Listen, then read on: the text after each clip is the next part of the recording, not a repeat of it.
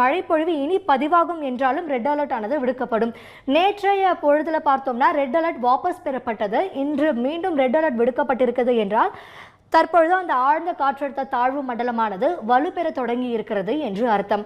இது எப்படி வலுப்பெறுகிறது, இது மீண்டும் புயலாக மாறுமா அப்படின்னு ஒரு சந்தேகம் இருக்கும். அடுத்த வரைபடத்துல பார்க்கலாம்.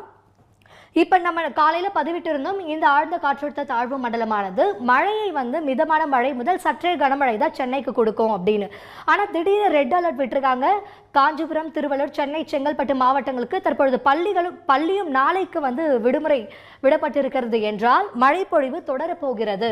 அதாவது ஏற்கனவே இந்த இமயமலையில் இருந்து ஈரப்பதம் மிகுந்த காற்றை இந்த ஆழ்ந்த காற்றழுத்த தாழ்வு மண்டலம் கொஞ்சம் கொஞ்சமாக வலுப்பெற்றிருக்கிறது. இந்த காற்றான தற்பொழுது இந்த வலுவடைந்த ஆழ்ந்த காற்றழுத்த தாழ்வு மண்டலத்தை மேலும் வலுவடைய செய்திருக்கிறது.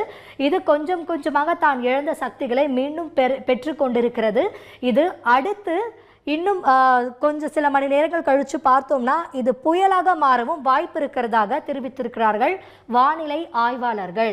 கதையில ட்விஸ்ட் இருக்கிற மாதிரி இந்த ஆழ்ந்த காற்றழுத்த தாழ்வு மண்டலம் நமக்கு தற்பொழுது ஒரு பெரிய அதிர்ச்சியை கொடுத்து கொண்டிருக்கிறது. அதாவது ஏற்கனவே வலுவிழந்த இந்த காற்றழுத்த தாழ்வு மண்டலம் இப்போ பார்த்தோம்னா 60 km/h என்ற வேகத்தில் சுழன்று கொண்டிருக்கிறது. ஒரு புயலுக்கு தேவையான வேகம் என்றால் அது 64. தற்பொழுது இது 60 km/h என்ற காற்றின் வேகத்தை எட்டிவிட்டது. அடுத்து இன்னும் ஒரு 4% இதில் சேர்ந்தால் இது 64 என்ற பலத்தை அடைந்துவிடும். அப்படி என்றால் இது மீண்டும் புயலாக மாற வாய்ப்பு இருக்கிறது. அப்படி என்றால் இது புயலாக மாறினால் மழையின் தீவிரமும் காற்றின் தீவிரமும் மேலும் அதிகரிக்கும்.